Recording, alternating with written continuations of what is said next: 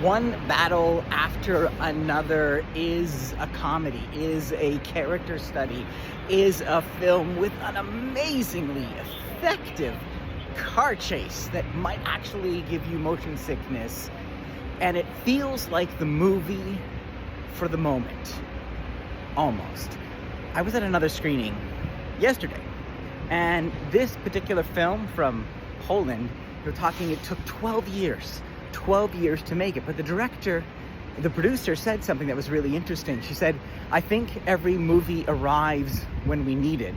And I thought about that watching one battle after another from Paul Thomas Anderson. Yes, Paul Thomas Anderson, Magnolia, Boogie Nights, all the rest.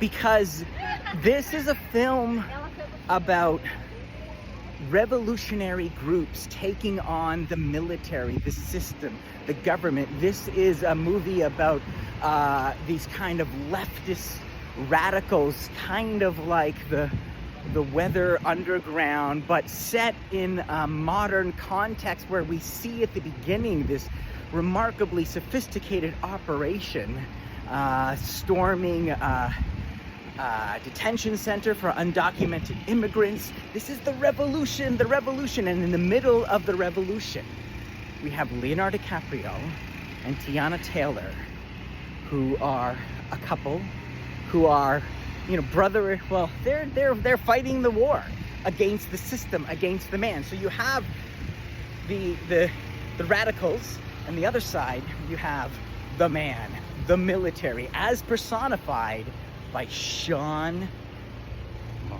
MF Penn, as this captain who is on a mission to stop these radicals. And this is a fierce performance by Sean Penn. It is odious. It is muscular. It is something. It is effective.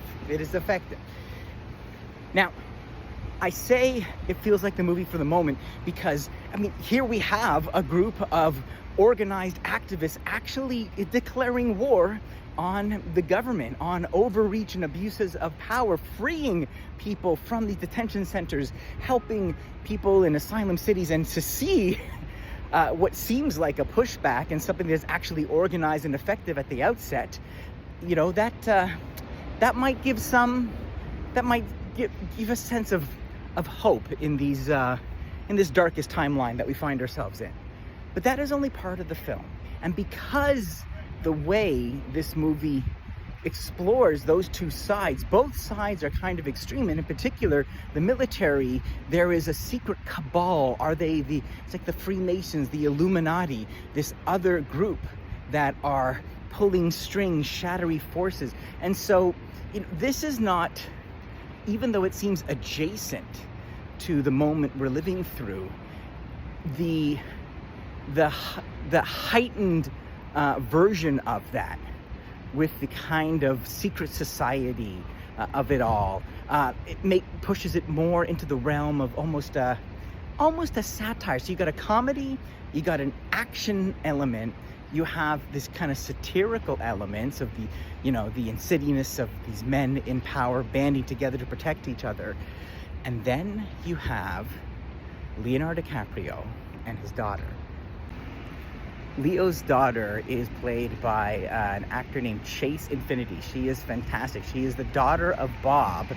And we see Bob, the results of a life on the run, and now living kind of in hiding. And he's kind of gone to pot. He's kind of fallen apart. He's more of a stoner than a secret agent. He's a guy in a bathrobe who's somewhat paranoid.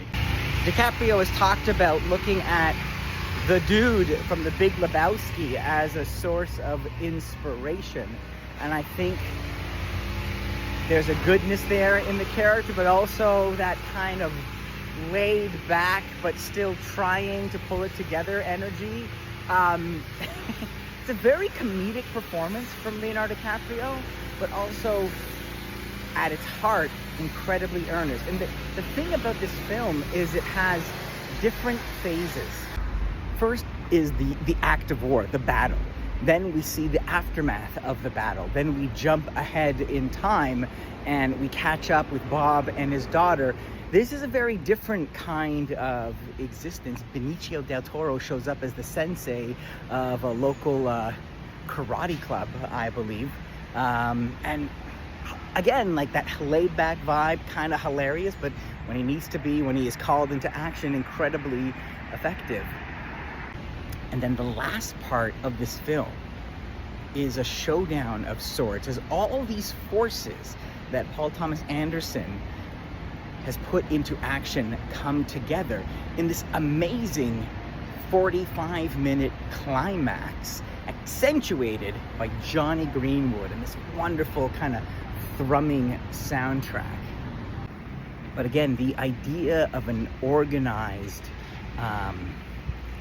leftist group of radicals that are actually effective and somewhat organized is going to be catnip for many. And I think one battle after another walks to the edge of actually speaking to our time, but because of that more heightened version of events, almost satirical, it steps away. It steps away from actually implicating what is happening right now. And ultimately, the strongest elements of this is the toll that it takes of dedicating yourself to this kind of service, and that father and daughter bond put together by Grace and Leo. Just fantastic. Also, Tiana Taylor is remarkable.